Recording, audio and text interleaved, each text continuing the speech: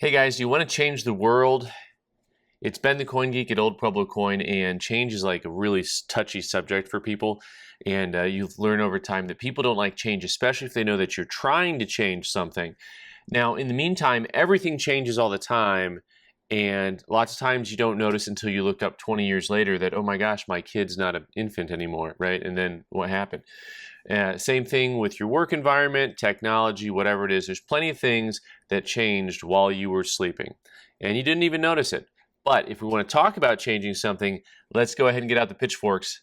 Let's go ahead and mob the crazy guy who wants to change stuff. So I want to talk about change today in the coin market, and right? So, but what I'm talking about changing is some of these strike policies that are in place at PCGS and NGC. So I've made a couple videos where I talked about my grading results on some New Orleans mint coins, like an 89.0 or 91.0, these coins that notoriously come flatly struck. And I had a couple people point out, well, you know, Ben, strike affects grade. And of course, this is a true statement based on what PCGS and NGC do.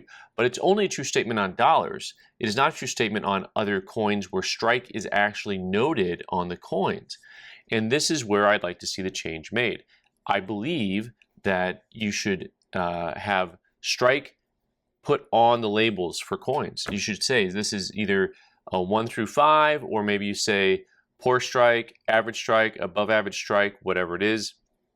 PCGS has a very good video on this, on grading and on strike, talking about, they show a bunch of different buffalo nickels and give examples of just the different levels of strike that you can get. Of course, they go on to say, well, you know, you can't have a gem coin without a full strike.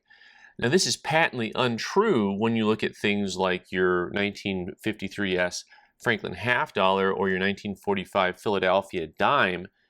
Completely false, completely false. These are coins that you have high-grade gem mint state coins all the time that are not well-struck coins, all the time. And you'll see similar things with coins that are notoriously flatly struck in other areas of the marketplace, such as your Standing Liberty Quarter Series. So any place where they already have a strike designation, they go ahead and they grade mint state, gem mint state coins all the time, right?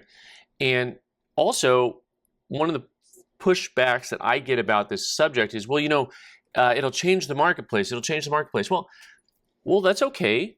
So what? I mean, you look at, you know how recently it was in human history that we didn't have grading at all, and people said, you know, you're going to come along and have grading. What dealer would allow that? What collector would want someone else to grade coins for them?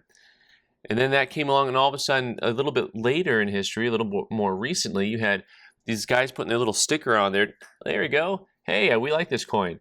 And who would have thought that would bifurcate the market into all these weird, crazy places?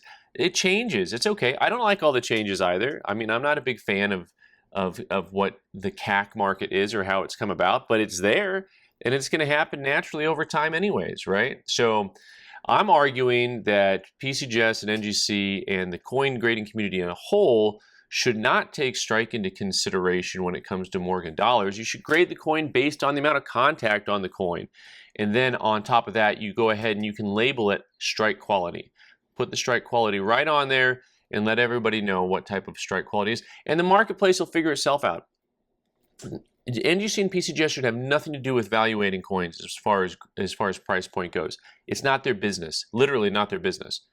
You know, they should be concerned about being objective about the coins that you send in and the quality of coins that you have, and making sure that they get, you know, a consistent product that they're putting back out to the marketplace.